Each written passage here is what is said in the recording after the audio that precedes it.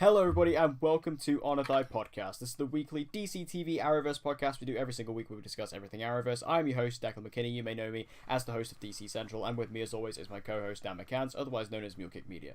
Hey, what's up? What's up, kids?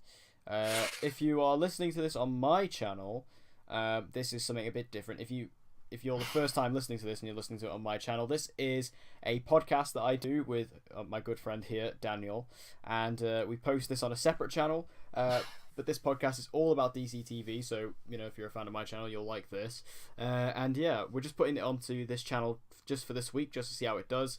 We may post more episodes on there depending on how it goes, but yeah, just in case if you're a fan of my channel, you stumbled across this video, that's what it is. Hello, it's still me, I'm still here. So, anyway, going on to the normal topics, we're going to be discussing the news of the week, which there isn't much, and then we're going to be reviewing the new episodes of Supergirl, The Flash, and Arrow. Legends is still indisposed at the moment. Legends is just dead. Legends it's just is dead, gone. fam. Yeah, I mean, they've wrapped filming now for season 4. But the way they talk about it, it's just like, is it dead now? The way they're acting, it seems like they were filming the last ever scenes and the last time they'll ever be together. So, yeah, it seems like Legends the end is nigh. Watch this get renewed in 6 months' time and we look like absolute idiots. Yeah, I mean, I'll be happy if it gets renewed. Like, I've been rewatching season 3 recently. Oh, the good days of season 3. Ah, how I miss it. How I miss those days. But anyway, before we go into a deep dark hole of depression, just thinking about how good Legends used to be, let's jump into the news. So the only major piece of news we've got this week is the casting for a new character on The Flash. This character being one of Sherlock's ex-wives. So obviously we know that Sherlock has one of many. Yeah, we know that he has a variety of ex-wives, thanks to a couple of lines of dialogue on the show. So we don't know which one this is, but it's one of them. And she's going to be played by Kimberly Williams Paisley. Now, I don't know a lot about this actress, but what I do know about her, and this is what's really cool, is her and Tom Cavanaugh used to star in a show together. Oh. So that's what's cool about it. So obviously they're like ex-co-stars, and now they're going to be like ex-lovers in the case of this story. So I don't know what she's like. I don't know. I've never seen this show. All I know is that her and Tom Cavanaugh used to star together, and I think that's just a cool little dynamic. You can tell they're going to have some chemistry there, which is going to be fun. Yeah, I mean, maybe that's one of the reasons in hindsight why they maybe cast her. Maybe because of that prior knowledge of like working with one another. But I don't really know. I've not watched the show in question. So I don't even know what the show is. I've just seen pictures. yeah, I've seen pictures. I have as well. That's the only reason like I knew about it, because I saw people posting pictures of the two of them together, I think in that show, whatever it was. Yeah. And I was like, hang on, what on is this? It seems like it was quite a few years ago, because Tom Cavanaugh looks very young in this photo. Yeah. So it seems like it was a while ago. But yeah, still, I think this is a cool casting. I'm surprised they're bringing this character in. I didn't think they were going to do this. I thought, just because of I always thought it was more of a comedic thing, where they were just like, oh yeah, one of my many ex-wives, and even in the crossover, like when he comes across Superman, he like gives him that thing, he's like, oh yeah, I have a wife on your Earth, and I'm a bit late on the payments, can you take that? I always thought it was used as more of a joke, so I'm just interested to see what, use this character's going to be. It's probably going to be like effort number 56 to stop Cicada, because they've already tried loads and failed. Yeah. They've tried absolutely everything, and they can't do it because Cicada's a waste of time. But yes, anyway, cool casting. I like it. I'm just interested to see what they actually do with the character, if it's actually anything interesting at all. Yeah, we'll just have to wait and see with that one. Now, next week on Arrow is the big 150th episode, and we've learned quite a lot of details over the past few weeks regarding this episode, what it's going to be, and because obviously being 150, that's quite a big milestone. And we knew that Arrow did something very special for its 100th episode. They're going to be doing something like very similar for 150. So we're going to do a quick little preview of this episode as well, which is appropriate because it is next week. So let's just dive into this. So I'm mostly doing this from the top of my head, so I may skip over a couple of things. So this episode is actually going to be filmed primarily like a documentary. Basically The Office. Yeah, that's how it's being described. It's being described as The Office, which I think is very fun. It's not something I expected in a million years. Like, when I heard they were going to be doing 150, I was like, okay, well, they'll do, we saw what they did for 100. That was a really nice special episode. It's one of my favorite episodes of Arrow. I'm sure this will be really cool and special. We started hearing about other cast members who could be returning, which we'll get to in a minute. But they're doing it in a documentary style. I think that's hilarious. And they were talking about how characters are just going to look at the camera every now and then. Has to be Diggle. Got to Diggle.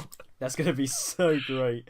Just Diggle just doing that look he does, at the camera every now and then. And even Oliver just I guarantee Oliver's going to get into an argument and just realise that the camera's behind him and just going to look at it and be like, for fuck's sake.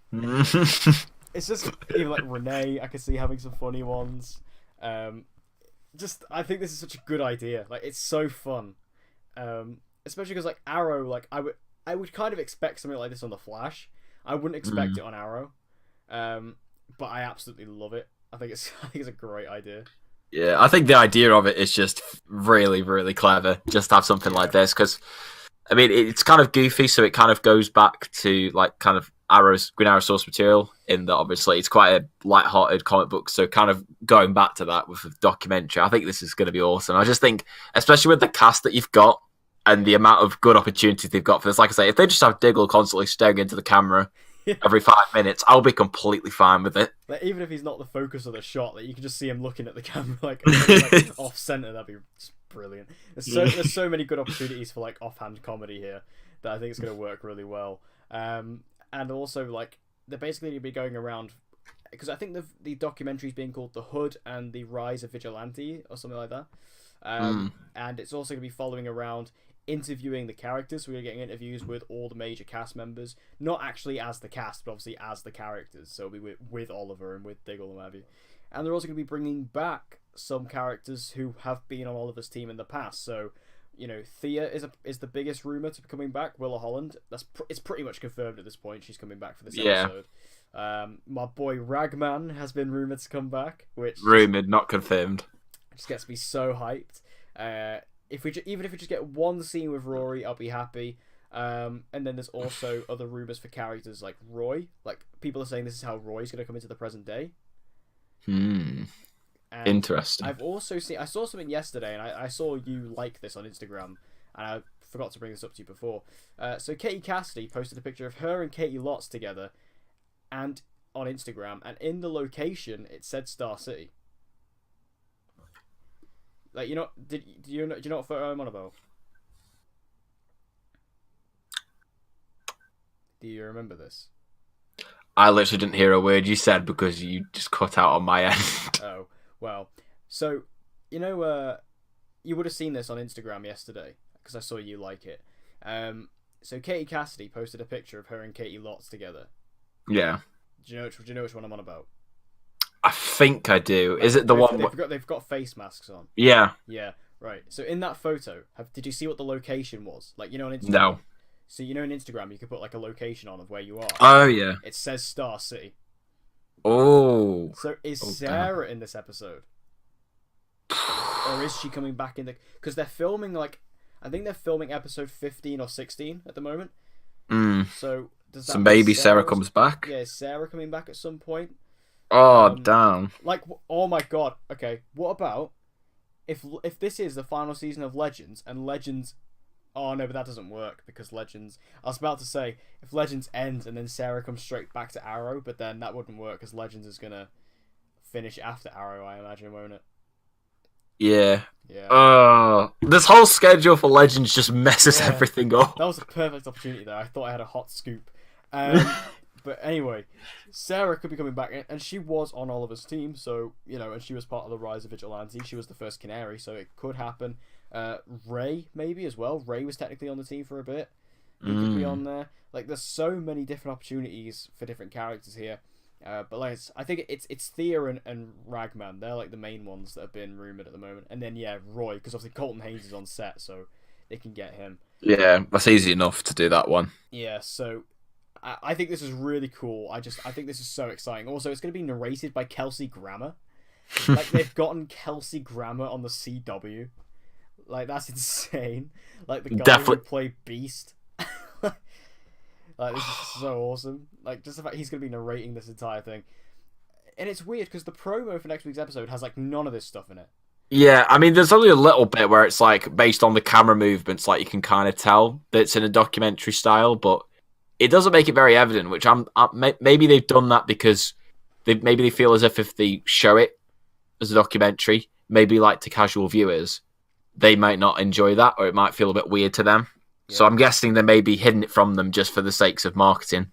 Yeah, because like the whole thing seems like completely different, which is interesting.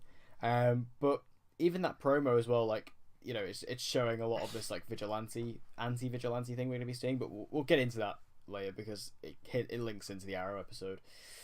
Also, William's coming back in this episode, which, as in the actual young, you know, Jack Moore. I don't need this. I don't need this in my life. I'm surprised. I didn't think we were ever going to see him again.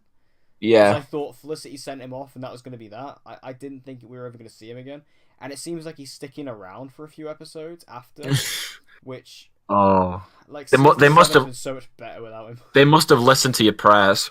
I've never had any prayers. I've been perfectly happy with the Ben Lewis older William in the future storyline. I've been much happier with that. And I've been very vocal about this. I just don't think Jack Moore's a good actor. I'm sorry. I don't like to say that. I don't like to say bad things about if he goes to Heroes and Villains, I want you to say this to his face. Don't say he'll go to Heroes and Villains. Hey, you never know. You never know. That'll just be him setting himself up for failure because he'll go there and nobody will get his cue. What, you mean like Mechad Brooks? If he gets more people than Mechad Brooks needs to retire. Honestly, do you genuinely think people would be queuing up to meet Jack Moore? I wouldn't. Maybe. I know I said I want to get pictures with every single Arrow cast member, but I can leave that one out of the group. This man's not holding back. I'm not. I'm on fire. I don't need this kid in my life. He can just go away. My god, this is child cruelty. This is Declan. I'm not happy about this. Well, technically, I'm still a child myself, so yeah, I'm all good. My arse is covered. So anyway, that is Arrow 150. Obviously, we'll do our big review for it next week when the episode airs. It looks to be a very fun episode. I'm excited about it. Very, very excited. I'm just interested to see what they do, what characters they bring back, and just this documentary thing is just going to be so fun. So bring it on. I'm excited about it. So let's move over to our reviews. Supergirl, Suspicious Minds. Was that this episode? No, this was something. No, you're thinking of episode 10. Oh my. Last week. Hang on. Oh What's this my. episode called? I actually don't remember. This is how unprofessional we are when it comes to Supergirl. We just lost all interest in it. We don't even remember these episode titles now. Everyone's used to it at this point. Everyone who watches this podcast should not care a single bit for Supergirl. If you care about this Supergirl, just watch the DCTV show. That's the perfect place for you. Yeah. This is not the place for it. If you want passion for Supergirl, go over to Ben's channel. Alright, this episode was called Blood Memory. Just remembered. That's the one. Yeah. Okay. So, first thing I want to bring up about this episode, right? Why is Justin Claiborne in it? Yeah, we've had discussions about this. This was so weird. Like, I was watching it and I saw this guy and I was like, where do I know him from? Yeah, I was like, that's what I mean. His face. I was like, where is he from? And I thought he was from another CW show because I was like, because he has the CW look, and I was just like, where is he from? And I IMDb'd it, and it's Justin Claiborne. The funny thing is, when I first saw him, in the scene where they go into the house and they meet the mum and dad, I don't know why, but for a second I thought it was the actor who plays the calculator, Felicity's dad, and I was like, oh no, don't have Felicity walk through. Yeah, and then I thought, is that the guy who's playing Caitlin's dad this season? Yeah. And then I looked it up and I was like, Justin Claiborne. I mean, the reason I hate this episode even more is the fact that you had the perfect opportunity to make it Justin Claiborne so we could have an Adrian Chase cameo. We could have had Josh Segarra. It would have made sense. 38 Josh Segarra. Oh, God's sake. I hate it when this happens. When you have one of these things when they're just so lazy. You're like reusing actors, yeah. Like, it'd be fine if this wasn't in continuity. But it is. Like, this is in the Arrowverse. So, like, technically this would be the Earth 38 Justin Claiborne. But then that doesn't line up with Arrow, so it's just like... And obviously, I know they didn't put that much thought into it, but did they really think that some people wouldn't notice? like dedicated fans of all the show. I mean, to be honest, I haven't seen anybody else talk about this, so I guess I haven't either. So I guess they have got away with it. I guess it's because of the fact that it's because we have such a boner for Arrow season 5, and the specific episode that he shows up in, that image of his face will just be ingrained in our memories. Yeah. Like to be honest, when I saw him, it just completely distracted me for the rest of the episode. Yeah, I couldn't focus because I'm like, how is Justin Claiborne here, but he's not Justin Claiborne on Earth 38? And also, where is his son? It's weird. Like, I don't know if you ever saw this as well, but in Captain America: Civil War, the woman who like talks to Tony Stark and basically says to him, the one who's like, "Oh, you killed my son in Sokovia," or whatever. Oh yeah. That's the same actress who plays Mariah in Luke Cage. Oh yeah. Again, it's just God. weird. Like, it's just one of, like, again, it'd be fine if this was like Riverdale or something. That'd be, but it's not. Like, this is in the Arrowverse, so it doesn't work in continuity. Anyway, that's just it. Doesn't mean we're not even talking about this episode. We're just bantering on about Arrow and Supergirl. Yeah, it doesn't matter. It doesn't mean anything. It was just something I noticed that I found amusing. So anyway, the episode starts out with Red Kara once again. I guess that's just what we're calling her now. Yeah. So she's doing some more training, and she basically has a bit of a nosebleed. It's just a casual nosebleed, as you all do. And she gets taken away into the medical bay, and then we don't see her until the end, so we'll get back to that. So what a fucking useless scene, apart to set up these random powers that suddenly come out of her for no reason. Like, what was this? Did she have... Was it just like a really bad case of the heebie-jeebies? Was that just the case? So she just starts like having a meltdown, and then all this energy comes out, and for no reason. Drugs. Now, for no reason. Yeah, the drug storyline was awful. I hated this. Because it was the characters I hated the most. Like, these dealers... These junkies are just like, they're just so awful and so irritating. Just like, oh yeah, man, we can sell this for some money. It's like, no, it's so bad. Characters. And then, so this drug, when you take it, it turns you into this. Basically, it turns you into the Hulk, essentially, where you turn big and angry. You turn into the Abomination from the Incredible Hulk. Yeah, that's basically what you turn into. And then you go around killing people. The CGI was awful as well. Yeah. Oh my! I was laughing when I saw that first scene where it's like when they first give it to them, and then the guy's just turning into. Oh my god! Now, even though this was terrible, I will say I was surprised that they tied this into the main story, but we'll get to that. But the actual, I hated this storyline, the drug storyline. Just to be 100% transparent, I didn't hate this episode. I actually thought this episode was alright, but this one side. No, Declan. We need to stop praising pieces of shit. I'm going to explain myself when we get to the end of this review. No. Anyway, I hated this side of the story. I thought it was dreadful. So the main thing in this episode is Nia wants to go back to her family home because it's this holiday, this harvest they have every single year. So because we really care about her. Because we really care about her meeting her family. But she's becoming a superhero, Dan. But why is she becoming a superhero? She could only see the future. Why does that constitute having a bloody costume? Well, and becoming a hero. Oh my god. Because we don't have Mon-El on the show anymore. He's never coming back. He's never coming back. He's dead. So we go down there. We go see Nia's family, and apart from the eerily similar Justin Claiborne, we have other like the mother, and there's the sister as well. So the mother is like, well, she's dying essentially, and she keeps seeing these visions that one of her daughter is the next dreamer. Now, this is one of the things that needs to be established before we kind of go forward, is every generation in this race of people, one female from each generation becomes the dreamer. Is that right? Then, yeah. Although I probably was imagining this, but I remember, if I remember correctly, there was a piece of dialogue where they say it can potentially skip a generation. Yes, I believe that. Yeah, I think I remember that. Yeah. Yeah.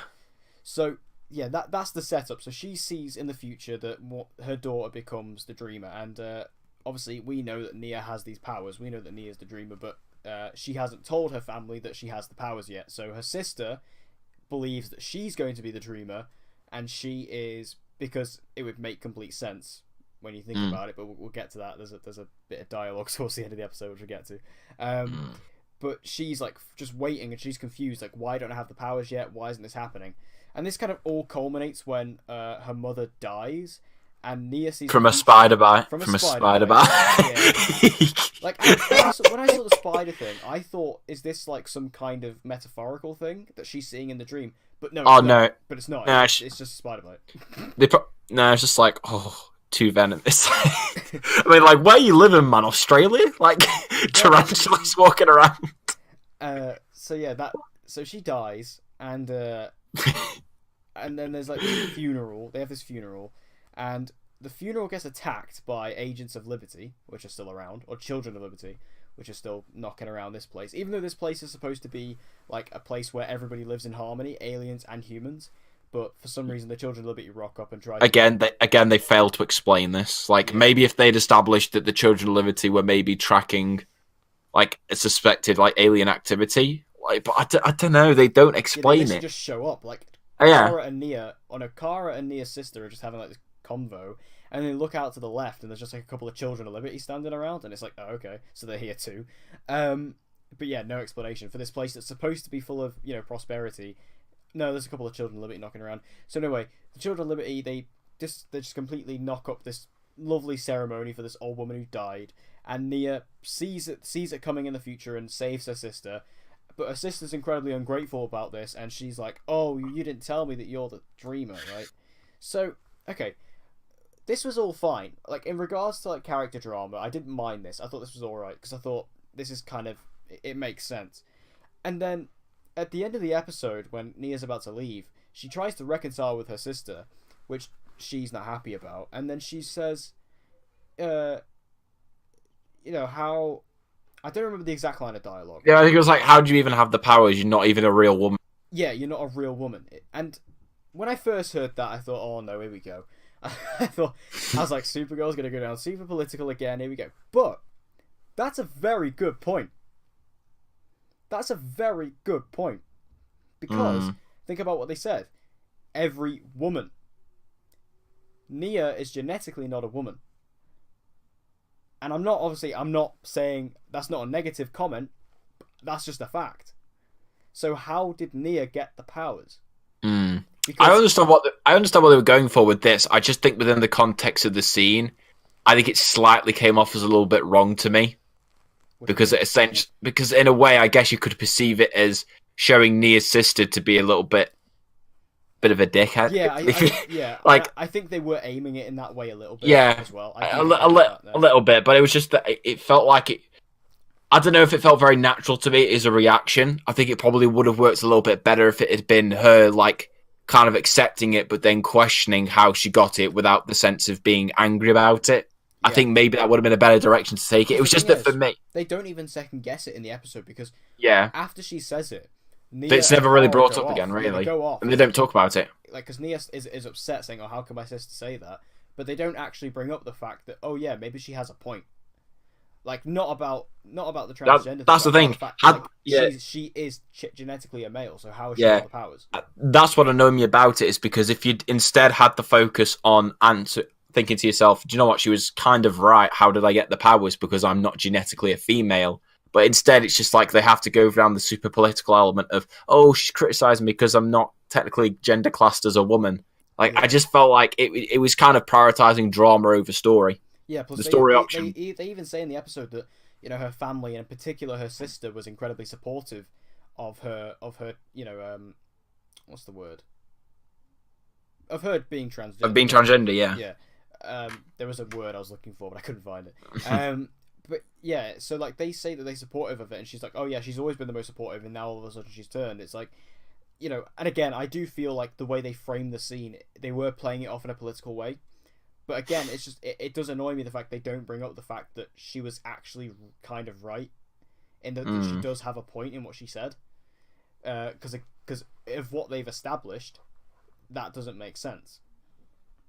So, in regards to drama, I think this would have been better, again, if they would have done this a bit more quietly instead of just the characters shouting.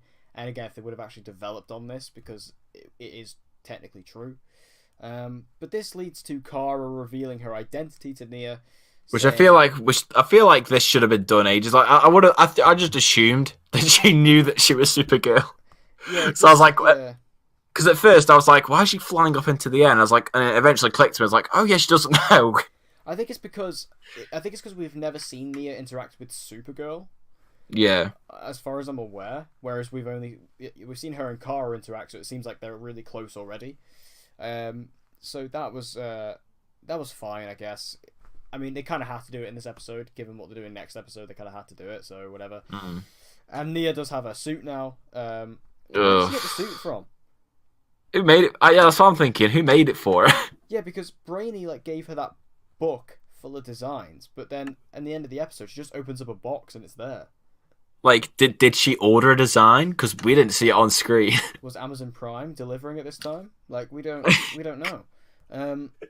We need these questions answered, guys. And I thought to myself, well, does every dreamer have this costume? Was this her mum's or something? But they don't establish it. It's never said, so I'm assuming this. And then also, but then why is Brainy involved at all then? So again, it's weird. Oh yeah, also Brainy pretending to be a fat boy in this, or a frat boy, bit cringy. Not Brainy's best moment, not gonna lie.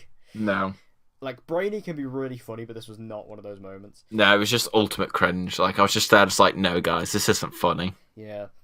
I guess we should talk about as well the Alex stuff. So, I found this way more interesting than the actual main storyline. Yeah, so obviously we said last week that this wasn't going to stick, and I still don't think it will. But Alex does have to obviously deal with the fact that, she doesn't know this, but obviously she no longer knows that her sister is Supergirl.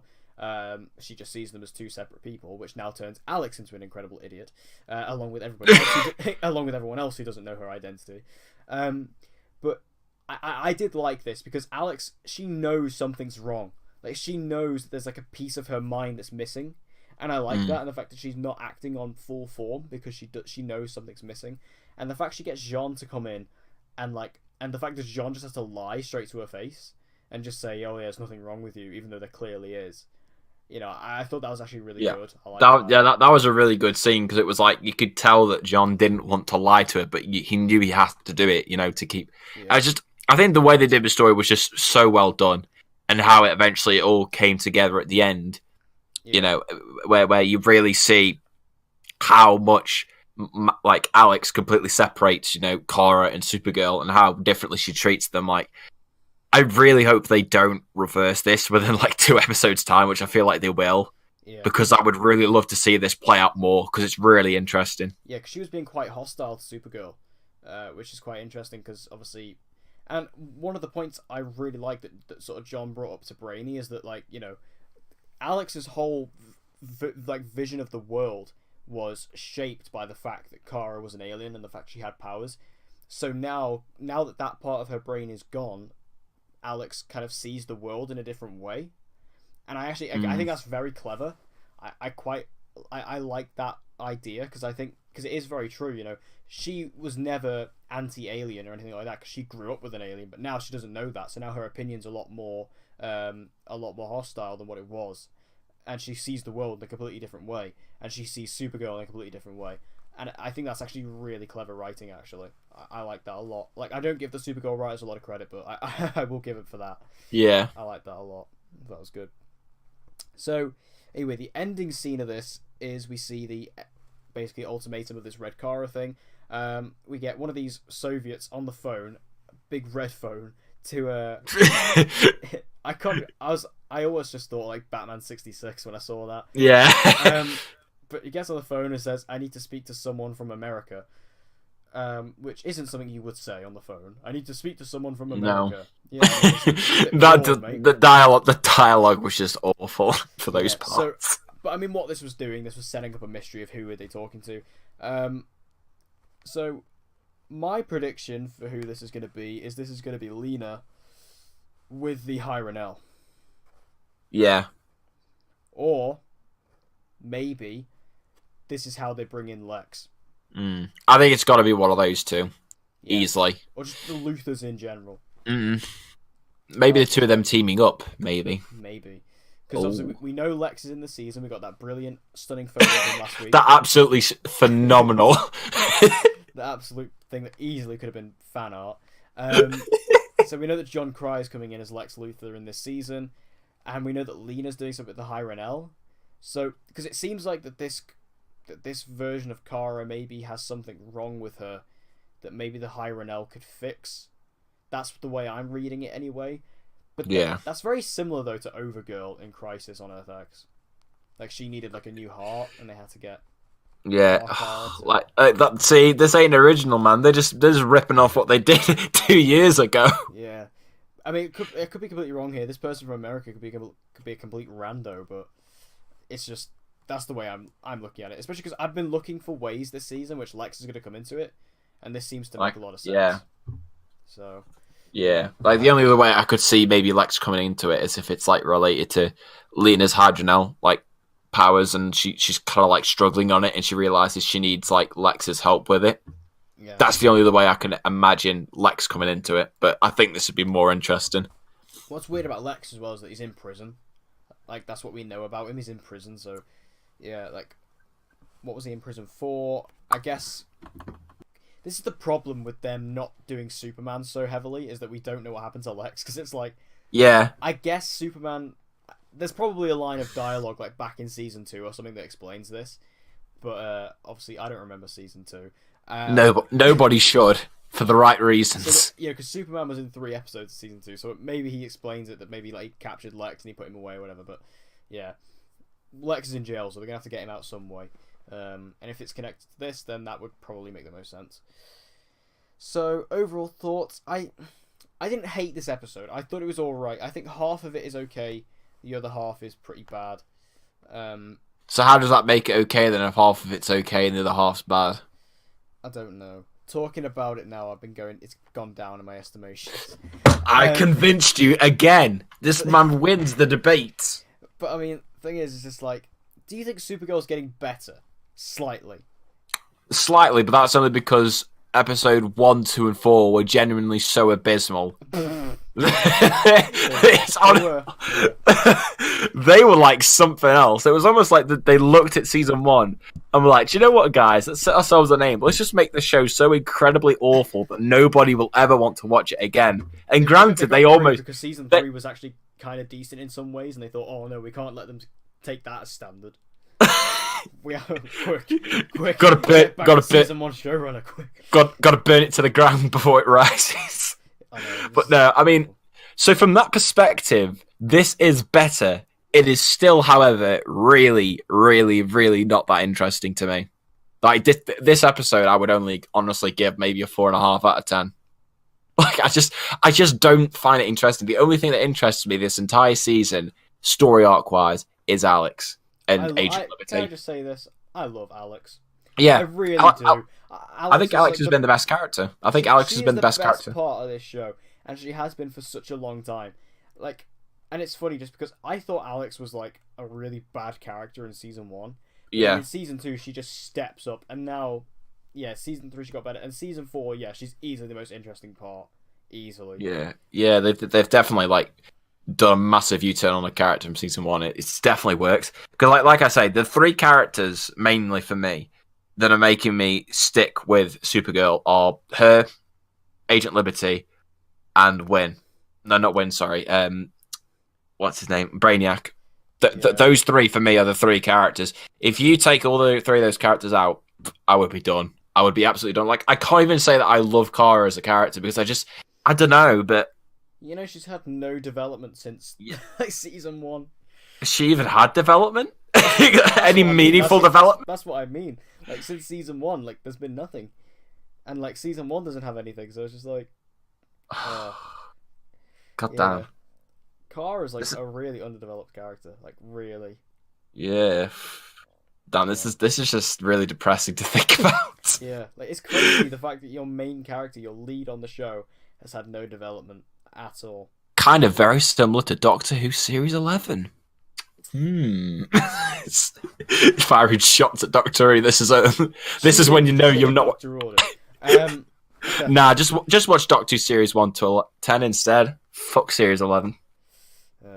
Well, This isn't a Doctor Who podcast, and I'm nowhere near as experienced in Doctor Who to be able to talk about it well. That's why on my Doctor Who podcast I have an expert with me.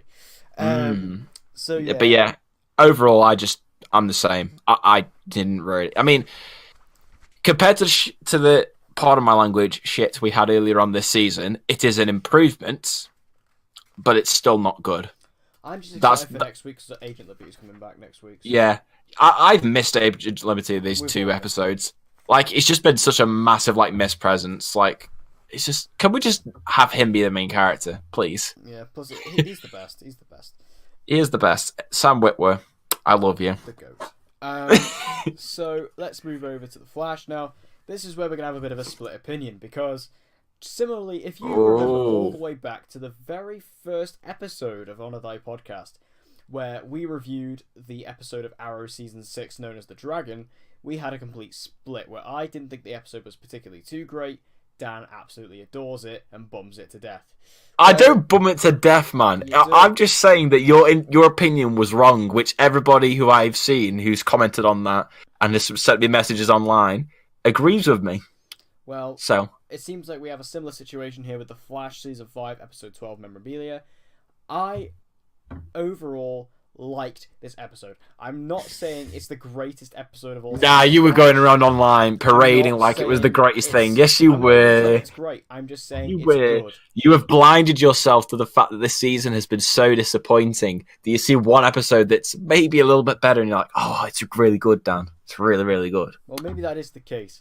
But either way, I had a good time with this episode and I thought there was some cool stuff within it. So the opening scene in this episode is essentially just fluff. We have the entire team out on the ice rink, and this scene is full of nothing except for the point that Tom Cavanaugh is a bloody amazing skater. And so again, this scene is pointless. I have to say though, I thought this was hilarious. Like just Sherlock running around. It was funny, but again, pointless. Did you know Tom Cavanaugh used to be an ex-hockey player? Yeah. That was the reason why I found it really funny that it was like he's just there doing all these extravagant moves because he's already used to using ice skates. It's because they're all just really struggling and trying to talk, and he's just going around on his own, skating around the whole. I want to go back on this episode in the credits, and I want to see if Tom Cavanaugh is listed as the ice skate coordinator. Probably was. It was just funny, just because even in some shots, he wasn't even the main priority. That you could just see him in the background, just flying around. I thought it was great. That scene, it was okay, but again, wasn't really necessary. No, they addressed. It was one of those typical Flash comedy scenes, but they addressed Iris's journalism as if it's something that we paid so much attention to this season. We've literally only had one scene of her doing journalism this entire season, and it was in the premiere. This is what I don't understand. This is the problem with this, yeah. Because they have this whole thing where Ralph is like, oh, yeah, this other guy who is in the same building as me, his place is open, so you can have it. And at first I was like, are they talking about an apartment? What are they on about? I was like, because they have a perfectly good apartment. And he's like, oh no, I can use it as an office. My blog has been bringing in enough revenue. Whoa. Bring it back a minute. Well, if we're talking about blogs, we got to go all the way back to season 4. I ain't seen one since you posted that shitty blog about, what was it? The Thinker. Devoe. Yeah. That made no sense. At all. Posted Devoe to the sea. Devoe can't hide from us anymore. Yeah, they brought so Iris is like, oh yeah, the blog's been bringing them enough revenue so we can buy an office. We haven't seen this blog this season, I don't think, except for maybe episode 1. I don't remember seeing this blog, and it's just. But apparently, I didn't know Iris was still doing a blog. No. I thought, what? Where's this come from? It's just I was so confused. I was like, since when was Iris doing a blog again? Yeah, she did it in season 4, but we've never heard of it in season 5, as far as I'm aware. And it's just and then she's like, oh yeah, I'm just rich and I can buy this office. Okay. I just feel bad for Candice Patton, to be honest. Yeah, it's she's given these lines and I bet she's there in the back of her mind thinking, why are we not showing the audience this? It's she was promised that in season 5 Iris would be going back to the journalism thing, and she was so excited about it. She was talking about it all the time, and now anytime anybody asks her about it, she just really quietly disregards it because she knows that it's just not happening. There's even another line in this episode where Barry comes in and she's like, oh, I shouldn't focus on the blog. I want to focus on just Team Flash and defeating the cicada. And then even Barry's about to say something, but then like his phone rings, and it was just like such an obvious line that it was just like, clearly this is what the audience want as well. Because like Barry was about to say like something like, no, you should focus on the blog, but then he gets cut off, and it's just like they were about to say what the audience wanted to say. This show needs no showrunners. We need new showrunners fast, man. I've been saying this for ages. Like all this season, we need. I'm sorry, Todd Helping, you need to go. We need someone new. We just need someone fresh, a fresh idea to get something going in here. But we're actually going to talk about season 6 in a little bit, because there's something that comes up in this episode that potentially hints at what we could see in next season. So one of the storylines in this episode is Ralph basically says to Cisco, "Oh yeah, I have an informant who could teach us about cicada." So they go to this bar, and it's basically just Ralph trying to make a friend with Cisco, and he just wants to go out for a drink with Cisco. And it turns out the cicada he's on about is a band called Cicada. Yeah. I won't lie, that scene was actually quite funny. Yeah, that with was him. Because this was actually like good Cisco humor. Like this reminds me like back good Cisco humor. Like this worked. Yeah. And I have to say once again, I've been saying it for ages. I'll keep saying it. They just know what they're doing with Ralph this season. Yeah.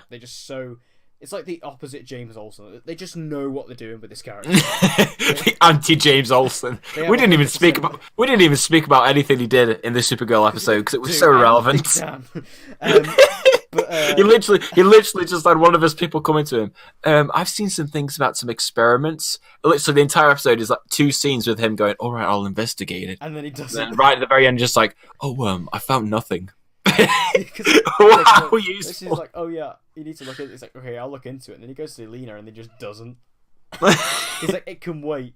He says, "It can wait," and then he just doesn't say anything. Yeah. Oh my god. Thug life moment there. We put that episode to bed. But yes, Ralph, they know what they're doing with this character this season. I'm happy. Yeah. But this was basically a setup again for potentially Cisco leaving the show, because we see that he meets this bartender named Camilla, who, well, they exchange digits, and so Cisco now has a new love interest. But yeah, Cisco defo leaving now. I saw it and I saw it and I was happy for Cisco, but then I was reminded that this is probably how I was gonna leave. Just gonna leave with her and I'll cry. It's gonna be weird when he goes. It's gonna be so weird because the Flash will feel like it's missing something. It's gonna be missing a huge part of the show, that being Cisco. It'd be like in Arrow, like if Diggle, or when Diggle actually goes. You mean when Diggle eventually dies, like we always say he will? In every season death prediction. Been saying it for like 4 years. But yeah, I'm just sad, but I'm happy for Cisco. You know, he deserves a nice woman after Gypsy left him. You know, rip the best relationship in the Arrowverse. I'm still not over that relationship. I'm still not over it. Yeah, everyone talks about Olicity and everyone talks about Caramel. Nah, Gypsy and Cisco, that's goals right there. But Camilla seems pretty cool. I just hope obviously they don't focus too much on this and they just kind of have it going on in the background. So if they do that, fair enough. I'm sure that's going to be fine. And then Cisco basically... So this is what I didn't understand. So Cisco comes up with this conclusion that, if you have twins and one's a meta and one's not, and then they just kind of go off into some weird Flash science like they do. Yeah. That this can create the cure. Like, so what? Does Camilla have a meta-twin? Did I miss this dialogue? I think they referenced, that she does have a meta-human twin. Maybe I just wasn't paying enough attention. But, I just, because, they're talking to her, and then he's just like, "Oh, that's it!" And I'm like, what? But yeah, so basically Cisco's found, the final missing piece to the meta-human cure now, which... due to the end of the episode, we see that Barry is basically going to complete the cure with him and say, we're going to use this against Cicada. So if we take away Cicada's powers, he basically can't kill. But we all know this ain't going to happen until episode 22. Yeah, because we all know that Cicada's still around in the next few episodes. So yeah, that was okay, I suppose. I didn't mind the Cisco and Ralph stuff. I enjoyed it. I thought it was nice. Just very, very good moments, and I think it's just some of the best writing we've had for those two as characters for me. Like Cisco especially, because I just think the way they've written in this season, like you say, has been a little bit weird for me. Yeah, it was nice. It was a nice little moment. Then the other storyline we have is basically Sherlock gets this massive machine de mémoire, which is a memory machine, and Iris knows French apparently. So we have this machine, and they bring it in to find. Because basically they said, okay, we're gonna wake Grace up, right? Cicada's daughter. We're gonna wake Grace up. But how do we do this? We need to go into her memories. So yeah, they have this thing where two people need to go in at once. So Sherlock, being the devil that he is, goes, all right, well, chuck the two speedsters in. Barry and Nora makes sense, right, Nora? So, and this memory machine exposes all your memories as well. So Nora's thinking, yeah. Also, I just want to note as well, they do actually have a Mad Hatter reference when they miss the machine, because it's like Jervis Tetch, which I found was really awesome, especially because I watch Gotham, and it just makes me think of him in there. Yeah, I was thinking like the Arkham City one. And I was like, it's like, we got 2 Batman references in this episode. We'll address the other one when it comes up, but we got 2 Batman references down. Yeah. It was cool seeing that. It was just cool hearing that. And also, like, another interesting point about this scene as well. Sherlock says he got it from Earth 212 or something. So yeah, the Infinite Earths thing is. I mean, we kind of knew this obviously because we are getting Crisis this year, but it's just weird how they've gone from like 52 Earths, and then in Elseworlds we've got Earth 90, and now Earth 212. I think it was. It's 200 something. So yeah, I guess the Infinite Earths is most certainly a thing, and we are going to be seeing that now. So that's cool. But yeah, so they put all this in the. They don't do it at first for whatever reason, I can't remember. And eventually Nora's like, "Oh yeah, I can get into this machine by myself." So she does it, and then what a great decision that was. And she gets trapped in Grace's memories. So well done, Nora, you absolute dumbass. Grace was awful in this episode. Oh, the actress was terrible, man. I mean, we haven't been able to judge this yet because we haven't really seen her properly because she's been, well... Can I just say, I think she's worse than Jack Moore. You're going to disagree with me on this, but I think she was worse than Jack Moore. I'll agree with that. I don't find Jack Moore as annoying. Because at least sometimes when Jack Moore is monotone, he's acceptable. Yeah. In this, she was terrible because they gave her so much emotional dialogue and she was just terrible. Yeah, it was a lot. It wasn't as bad. It wasn't as bad as that. Because also with Jack Moore, my problem with Jack Moore is normally his acting ability isn't as up to scratch as what it needs to be. That's my issue with him. Cause, I mean, I've already been through this before, but episode 21 of season 6, Stephen Amell needed that performance and he didn't get it. So, anyway, we see Grace, and these memories are basically what they establish is that these memories are the person's perception of events. So Grace basically sees Uncle Orlin, who is Cicada, as this perfect guy, like this awesome uncle who everyone loves, that fun uncle who you invite to your barbecues, and every time he shows up, he's an absolute lad. You only see him like twice a year because he's a bit of a loser, but you're like, yeah, he's cool, right? That's what she sees, and Nora's like, oh yeah, he's a murdering arsehole.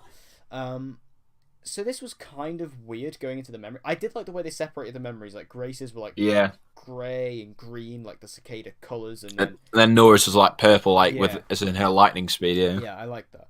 That was a good way of doing it because I remember seeing that in the trailer. I was like, what's going on there? But yeah, that's a good way of differentiating them. And basically, Nora's just trying to find a way to get out of this place. So eventually, Barry and Iris realise that, oh yeah, okay, we need to go in after her. So her and Barry go in. And we get to see the Flash Museum. We actually get to walk around the Flash Museum. Now, before we get into the Flash Museum stuff, I just want to talk about one more thing from the Grace and Nora stuff. So Grace in the future is apparently Cicada. Now, we see Cicada inside of Grace's mind, and it's an older version of Grace. So, and then there's a later scene where we see Captain Singh talking about how Cicada went away and then came back. So does this mean that in the future, Team Flash captures Cicada, as in Orlin, and then Cicada comes back, but it's Grace taking up the mantle? Is that what this means? Yeah, I don't know. It's because when I saw Cicada in this with like the long blonde hair, I was like, what? I was like, this is so odd and off-putting. Because I didn't even expect it. I just saw like long blonde hair and I was like, what? But yeah, do you think that's what's happening here? I think that's what they're setting up, but it just felt like it was very strangely done to me. Like, it was very, very weird. Because originally, because I can't see them ever actually doing this. No, because it's just like, even if they did, it would only be for like a few episodes, and it would kind of just make the whole thing completely irrelevant. If they maybe had set this up earlier, and then like halfway through the season, like they defeated like Orson, and then they had Grace take over the mantle of Cicada, maybe that would have made more sense. But I think they've kind of gone past the date of when they could really do that. So for me, this it feels very strange how they're doing it, and it kind of, if that's what they're going to go with, it kind of in a way negates Orlin as a character. Yeah, it just feels weird to me because I can't see them ever doing this, even in this season, because it's obvious. Because all this season is about is changing the future. Yeah, and because obviously Cicada has already showed up so much earlier than he was meant to, and it's a completely different person than what it was meant to. So, yeah, or is this just Grace like imagining the future? Because even in this episode, like in her head, she says basically her equivalent, all metas will die, when she's like, oh yeah, oh god, daughter of the Flash will pay, I will make whose delivery was worse, hers or Chris Klein's? Whose delivery was worse? That's a very tough question. See, the thing is with Chris Klein, he's good when he's just being normal. Like, yeah, like I don't mind him in the scenes when he's just being Uncle Orlin. Yeah, I don't mind that, but then anytime he tries to be Cicada and he starts screaming, he just becomes like this. It puts on that monotone voice. It's just, he becomes such a terrible like monotone actor. Like, it's awful. Yeah, I didn't. Chris Klein's a weird casting choice for me. Really weird casting choice, and he always has these massive eyes. Like, yeah. I wonder if he's been talking to Googie. Yeah, got inspiration off Googie. He's like, just get those eyes, man. Just get the eyes out. The eyes, they really scare the audience. They scare me. Yeah, they terrify me. They're the catalyst of all my nightmares. Genuinely. Not only just the fact of Googie's eyes, but just Googie in general. It's just the catalyst of all my Arrowverse nightmares. So yeah, all that stuff was kind of weird. But Barry and Iris, they go into the Flash Museum. Now, this was cool, being in the Flash Museum. Like, we've kind of heard about this all season. We've been wondering, because we kind of thought we were going to see it this season, and eventually now we do. It was cool being around, seeing all the Flash memorabilia. This episode is called Memorabilia. It was funny because a lot of them are just like DC products that you can buy in the real world. Yeah. Like, there was like loads of like action figures I saw that I saw that, yeah, and stuff like that. The bobbleheads, which must have been a reference to all the Grant Gustin jokes. Have you seen this? Yeah, because on his trailers they made a joke out of it, didn't they? Barry's bobblehead. Yeah, because like Grant Gustin like shakes his head all the time when he acts. Yeah, so that must have been a reference to that. And we even get to see some actual comics. Like, we actually get to see the Cicada comic, which we were all using when Cicada was first being rumored as the villain for this season. All of us DCTV YouTubers, when we were like, getting pictures of Cicada, that's what we used. Which is funny because it is actually a Wally West comic, but yeah. And that's the one that we actually get to see Nora reading. And then we go into the Hall of Villains, which was cool. I wanted to go into this place again because it's just a cool place. And you get to see all the different suits, like Reverse Flash, Zoom, Savage. How was Amunet Black in there? That was depressing. Amunet Black is one of the most feared villains in the Flash. Does that mean she's coming back then? Oh God, no. Hashtag bring back Katie Sackhoff. Oh god. No, I don't want that to sound like a bad thing against Katie Sackhoff. I love Katie Sackhoff. It's just the accent is dreadful. But yeah. Tragic. Sad, but tragic. That was really good. But yeah, just being in the Hall of Villains again was fun. I liked being in here, just seeing all the different stuff. But this is what was most interesting here, and we'll get into this now. So that Captain Singh message I was talking about earlier, he's talking about the Cicada killed more people than Zoom and the Red Death. So this is something the Flash does sometimes. Arrow does it often as well, where they name drop a villain from the comics as a hint for the villain of next season. So the Red Death is the Earth 52 version of Bruce Wayne, who steals the Speed Force from the Flash and becomes like a Flash Batman crossover cat sort of thing. So does this mean the main villain of season 6 is the Red Death? I would love to think so, but if it is, it's going to have to not be Bruce Wayne. Otherwise, you're going to have to. Yeah. Because otherwise, they're going to have to do camera cuts left, right, and centre so they could give me a seizure like they did in the Titans finale. Man was watching that fight scene, and man honestly was like on the floor, foaming from the mouth, body was shaking everywhere. Them strobe lights, man. That was like an out-of-body experience. It's like anytime you have Bruce Wayne on camera, the camera's just flipping all over the place. This just entered Peter Berg Mal 22 mode of editing. Median shot length 0.01 seconds. Yeah, obviously they're going to change it. What would be amazing, and they won't do this, but say if Arrow was over, wouldn't it be amazing if it was like Oliver Queen? Oliver, oh. Wouldn't that be amazing? That'd be... Because really, that is what this should be. Because Oliver Queen is essentially the Arrowverse's Batman, even though Batman now exists. But, you know, that would be so cool. Like, if Arrow was over, and I'm not saying I want Arrow to be over because I don't, but if it was, and they could bring back Stephen Amell as Earth 52 Oliver Queen, that would be amazing. Like, having Stephen Amell play the villain of The Flash, that'd be amazing. But I think this will probably be a returning character. Probably. I think we'll see someone from the past, be it somebody like, I think Ronnie as a potential. Yeah.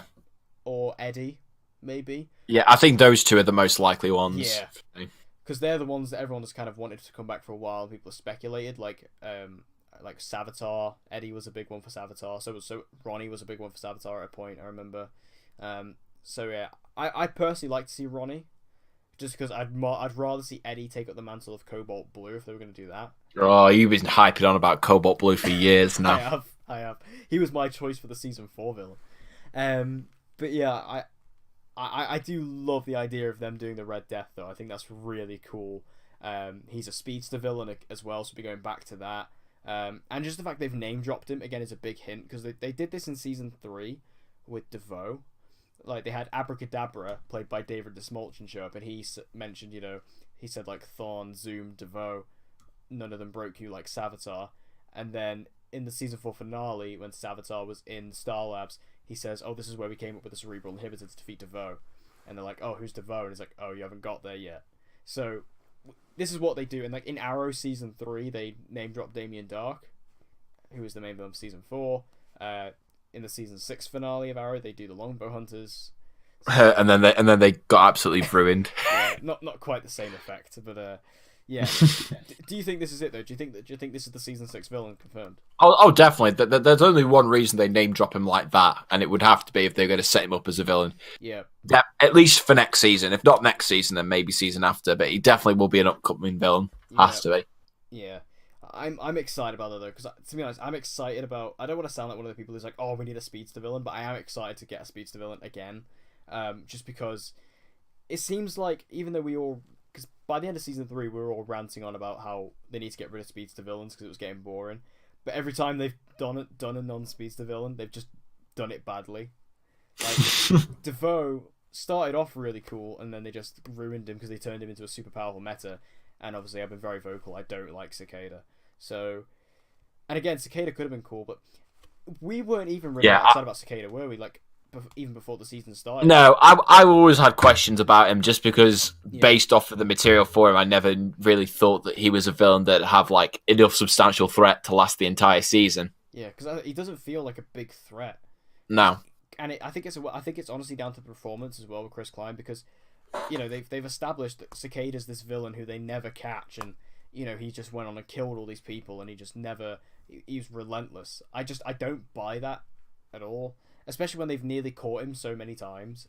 Yeah, they could have done, but because they have to write ways out of it.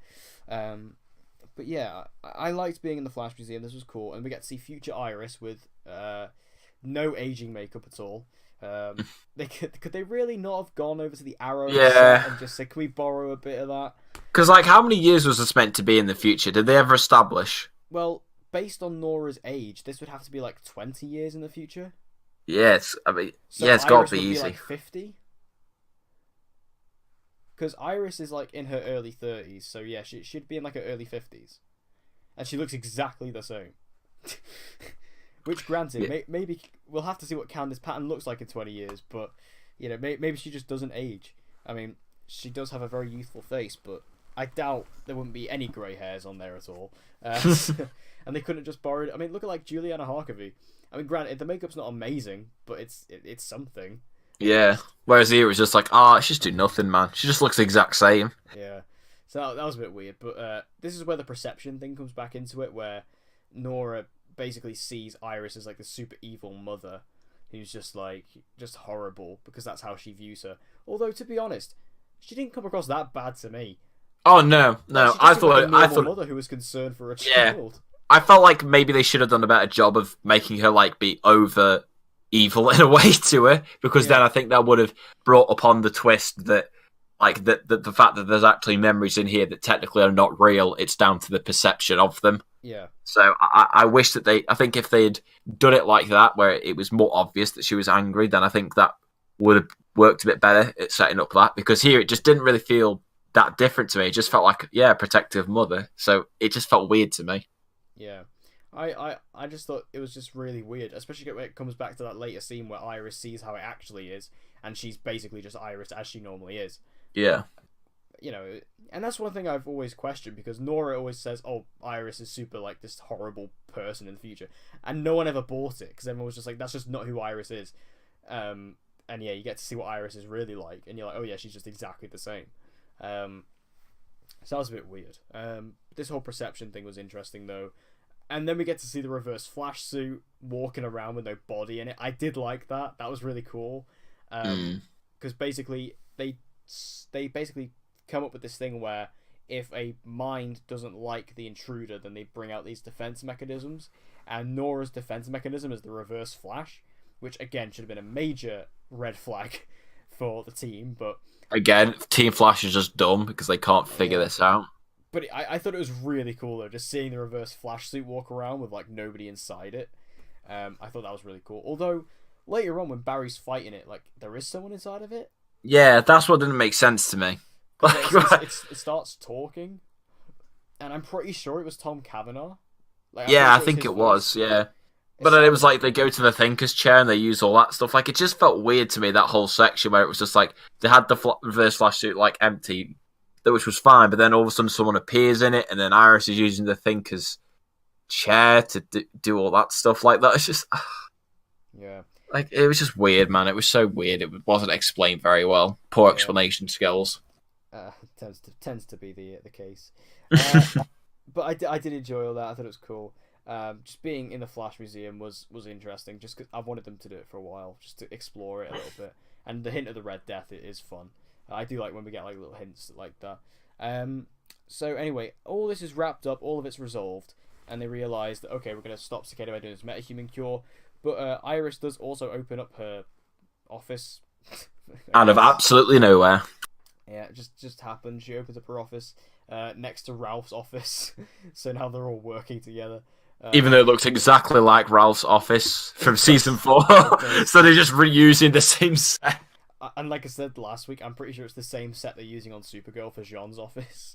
So yeah, they're just reusing sets over and over again. And then we have the end scene where Nora basically just sends messages to Eobard Thawne. And Sherlock nearly drops her in it and then doesn't. I really thought it was going to happen. I was like, the way this is going, like, come on. Man's just teasing now. He's just teasing, but at least now he knows, because he asks like Barry like what was the defense mechanism, and obviously Barry says the Reverse Flash. So I think by the end of the next episode, he's going to figure out like about Earth 1 Reverse Flash and the whole history about him. And I think he'll put 2 and 2 together. Yeah, I just think this is cool. But then we do sort of see though that Nora isn't actually evil, basically, because she's like, oh, I'm doing this to protect my parents, and I'll do anything to protect the ones I love, like Grace did with her father. Like, so we still don't really know why Nora is working with Eobard Thawne, but it seems like she's doing it to protect them in some way. Yeah. We just don't know what that means. It could be a threat from the future, but she's also doing it to stop Cicada as well, she said. So it's just adding to the mystery, really. It's weird. It was funny. I was watching Crisis on Earth X Part 1 last night. I just sort of had it on in the background. And it was weird just seeing Nora in that episode. Like, all of this stuff started back then. It's crazy to think that was so long ago. Yeah, and it's Nora weird. was around back then. It's odd. Also, just one thing to bring up about Nora. This is nothing against Jessica Parker Kennedy. I think she does a great job with what she's given. But why do they write her like a 10-year-old? Yeah, It's like really she's so annoying. stupid. Like the way, like her mannerisms and the way she acts sometimes, it's just really strange. Yeah, like I honestly find Nora like really annoying now.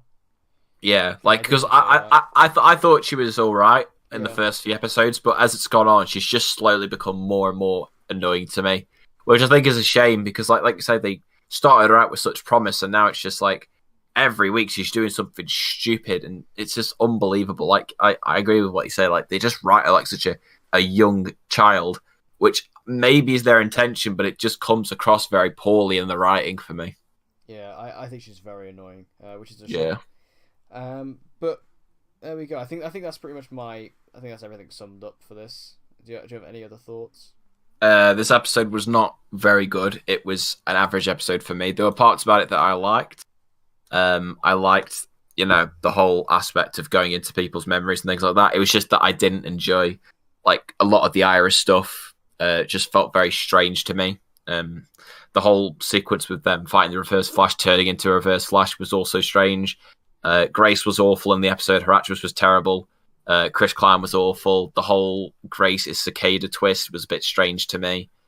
It's just there were parts about it that I liked, but there was so much that I just annoyed me about this episode. It's not the worst one of the season. Definitely not. Nowhere near as bad as last week's episode. But I don't think it was anything that special. But again, I'm not the only person because I have seen online the episode's been quite divisive. So it's nice to know I'm not the only person who thinks this. Yeah, because personally, I thought this episode was good. I thought it was good. Not great, but I thought it was good. I thought it had some interesting stuff going on. I liked diving into the memories, seeing the Flash Museum.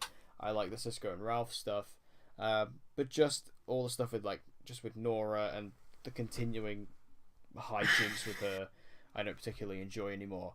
And I kind of just want Sherlock to just completely expose her and drop her in the shit. And I really thought they were going to do it, and they don't. So, yeah. Anyway, now we'll move over to the best show, the one and only Arrowverse show that's keeping this ship afloat. Is Arrow Season 7, Episode 11, Past Sins. I just watched this episode again for the second time, just before recording this. So I think the first major talking point about this episode is that our boy, John Diggle, David Ramsey, directed this episode.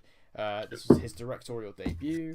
This was the first ever episode directed by a cast member for Arrow, I believe.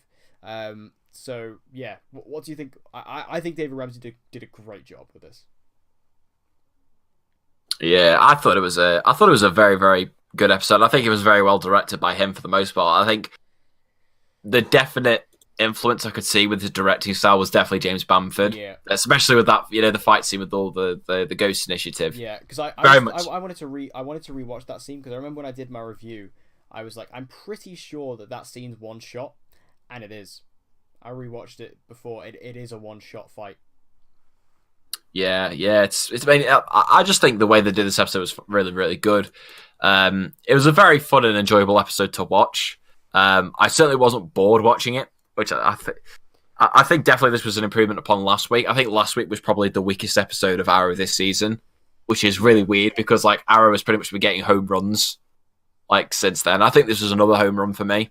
It wasn't one of the best episodes of the season, but it was really enjoyable. I think my favorite part of it was probably the Black Siren stuff, and that's not because I'm a fanboy. Before this man Declan starts trying to fire shots at me, but I think that was probably my favorite part of the episode. This Ghost Initiative, the setup for that, I really liked.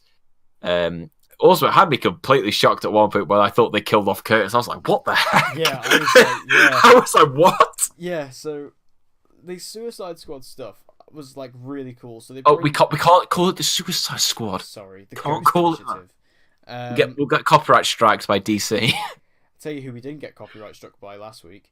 The people we didn't get copyright struck by Pitbull. Oh damn! So you know what that means. Yeah, you say that now. When we. Oh no, we're not doing this again. Oh my god. We can listen to this all episode and not get struck. I don't need this. Yes, you do. I don't I know how don't. long this goes on. We're listening to the whole song now. No, we do not need this. This is why you come to the DC podcast. Oh To my listen to god. absolute tunes. Oh my But god. yes, the Ghost Initiative were very, very interesting being set up. They weren't actually as big of a part of this episode as I thought they were going to be. But No. I mean, the episode is called Past Sin, so I guess it wasn't really going to be about it. But this was more planting the seeds for what they're going to do in the future with them. But we do get like little tiny moments with each of them. We get the Diaz one, we get the Joe Wilson one with the daddy issues line from Diggle. Which I saw a tweet earlier today that said Arrow a summary, and it was just still going daddy issues, which is very good. China White gets one. She looks very different from when we last saw her. I don't know if that's just me. And then we get the devil that is Cupid. Oh my god. Why did they not bring Bronze Tiger in? Yeah. And also, we were saying, or maybe Cupid will be better. She's not. No, she's awful. Not necessarily the actress, just the character is so bad. Anyway, but yeah, there's a really interesting moment when Diaz, you think he gets the upper hand, and he breaks out of his like bed cell, and yeah, you think he kills Curtis. I was like, whoa, what?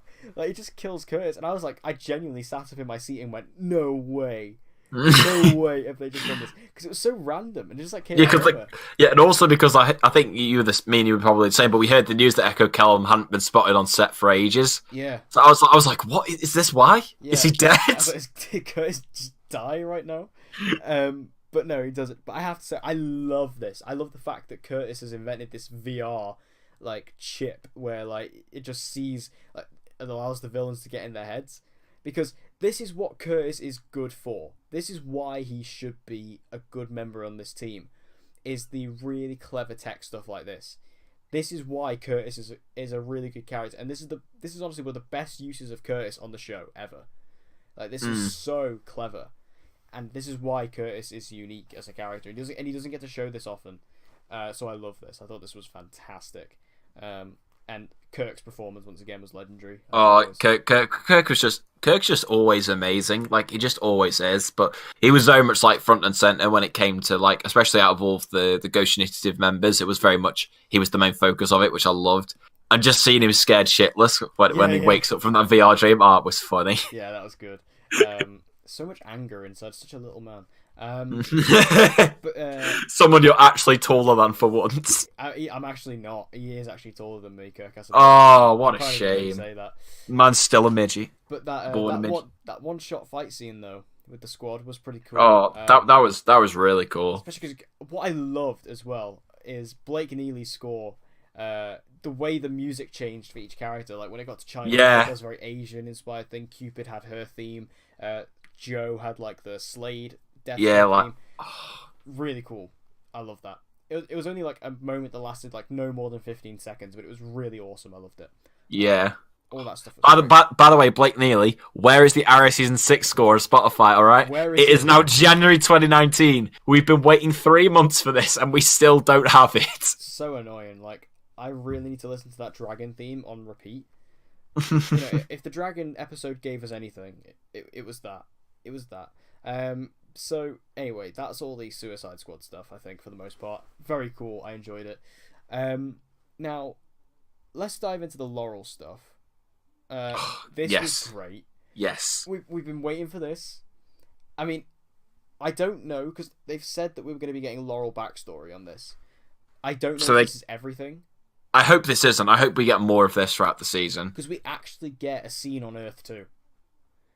I mean, you can't really tell the difference, but no, it's not like the flashbacks or the flash forwards where they change the camera or anything like that. Like, it is pretty much just as it's normally filmed.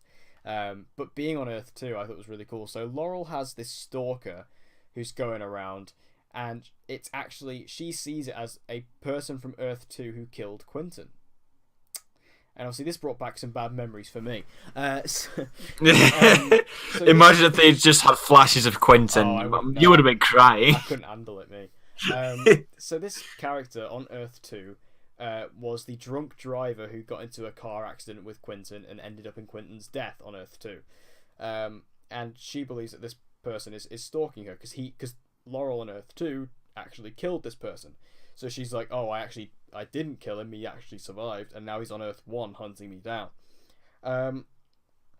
This was really cool.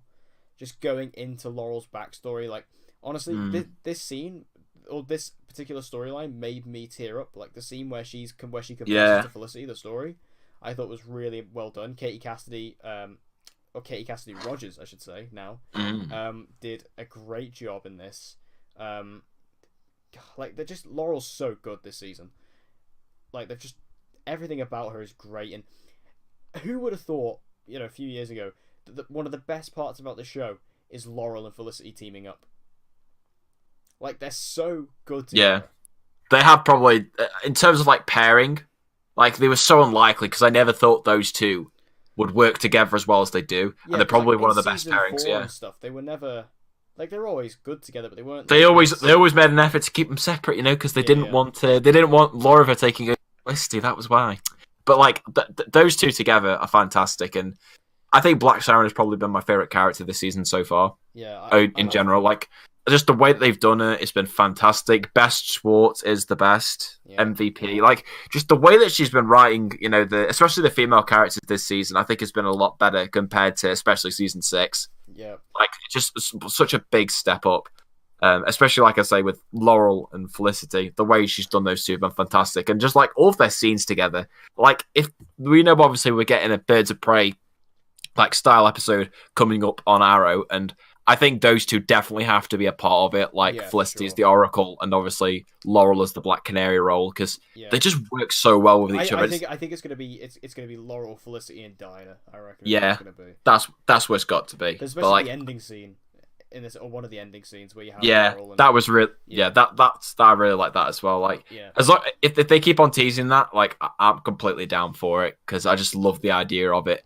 Because obviously we're getting the Birds of Prey movie next year, so like Arrow getting to do its own little version beforehand. Yeah, it'll be awesome. I think that this storyline was great. Like seeing all these notes that are being left for Laurel as well, which obviously she believes is from this person, this Brett Collins, I think they said his name was. Yeah, Brett Collins. Yeah. But it turns out it's not. It's from someone else. Dinah actually says, "Oh yeah, this guy who's been stalking you. He's actually a problem from our Earth." But we have him in custody, and he's a massive anti-vigilante guy. So what he was actually doing was tormenting Laurel because he sees her as the Earth 1 Black Canary. Yeah, because obviously on Earth 1, everyone knows that Laurel Lance is the Black Canary. Yeah, and which I thought was cool because you actually find out that as well that the Earth 2 version it didn't actually die. Well, no, they say he actually is dead. Oh, did they? Oh, I thought they said he was in. I thought they said he was in prison. I thought they. No. I didn't know. The Earth 1 was in prison. Sorry. Says this is our Earth's problem. He's in police custody. He was arrested for I think it said like drunk behavior and anti-vigilante activity. Okay. And then Felicity gets the text from Cisco and says, "Oh no, the Earth 2 version died 5 years ago due to unknown causes, i.e. Laurel's scream." So turns out Laurel was fine. And I did like Laurel's line, where she was like, "Okay, so 5 minutes ago I had 2 Brett problems and now I have none." That was a good line. So I like that. And this is definitely my favorite part of the episode, honestly. Like just going back to Laurel, she's such a good character in this, like especially Black Siren, and delving into her backstory finally. And just that one scene where she explains to Felicity what actually happened. Like I was tearing up in that scene. Yeah, so. Actually, I've just searched on the Arrow Wikipedia. Apparently, they state in the episode he actually wasn't killed by that scream. It didn't kill him.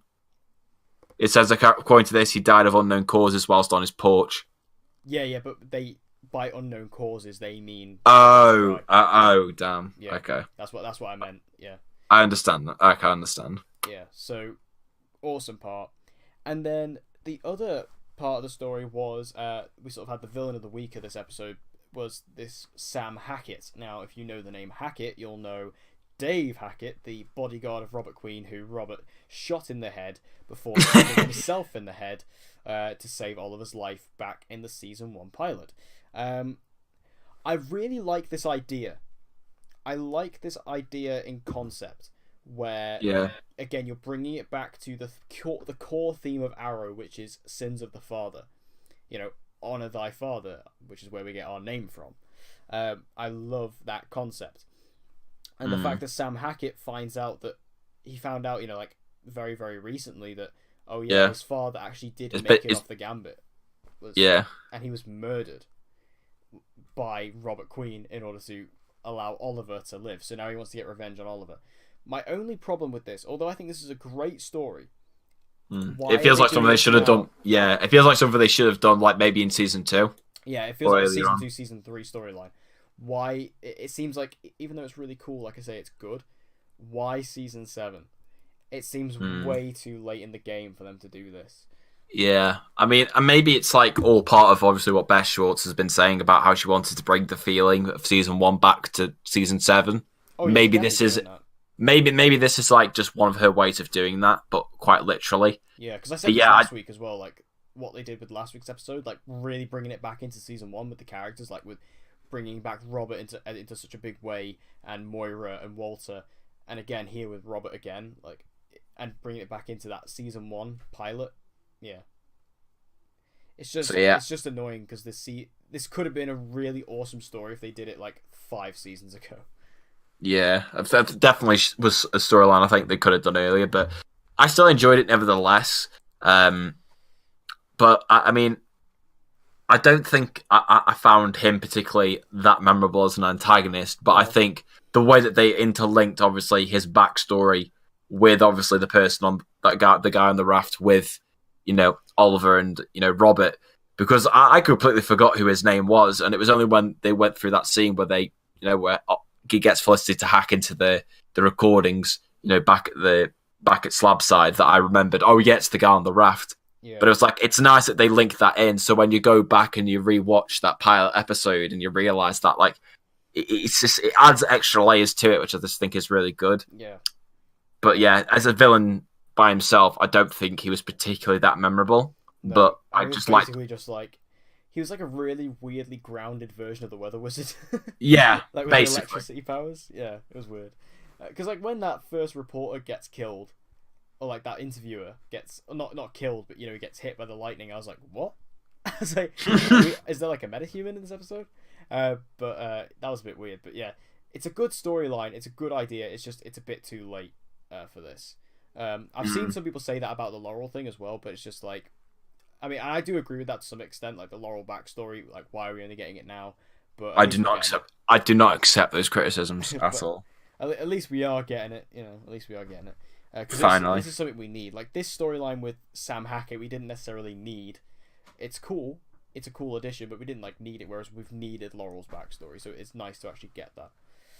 Yeah. So the episode ends with the notes coming back. So while Laurel thought all these notes were being left by the Earth 2 version of Brett Collins, it's actually by somebody else, and they actually leave a note for Dinah now saying, "All of you, I'll kill you one by one." So immediately when I first saw this, I thought, "Oh, this is Stanley. I thought this was going to be, the Star City Slayer, which we know episode 13 is called the Star City Slayer, so that's when we're going to be seeing Stanley again." But then I saw the promo for next week's episode. So the promo for next week's episode does show us this anti-vigilante character going around hunting all the vigilantes. Like we see him, he hunts Emiko, he's going after Renee, he's going after Oliver, and obviously he's going after Laurel and Dinah. So this person knows who everyone is, I guess. But that's who this character is. So it's not Stanley, like I thought it was. It's actually this character. Yeah, I think for Stanley, it would make more sense to like show a scene of him at the end of next week's episode, because like that's why I immediately ruled it out being him for this, just because because it wouldn't make sense, especially given like you said that obviously next week's the 150th. It would make sense to tease something about that here. Yeah. So yeah, but it definitely makes me very interested to see the antagonist of that episode, to see how they link all of these things in. It's going to be really, really cool. But now I think he's been called the Anti-Vigilante. I think that's what he's called. I think that's what they're calling him. What? What's the original name? His suit does look like vigilantes. Yeah. But then I'm wondering who's under the mask, because it's the vigilante. He's back. And it's the original actor this time. But it's Dorian Chase, played by Josh Segarra. Dorian Chase. But because Beth Schwartz has said in 150 we're going to be introduced to a major new character, so it could be whoever's under this mask. Although I think it's a lot more likely going to be Dante, Yeah. That's who I think is more likely. But I have to think, like, surely whoever's under this mask must be kind of significant, because how do they know, like, who? Actually, I guess they don't. Well, they must do, because if they're leaving a message for Dinah, they must do. So yeah, I'm very. How do they know?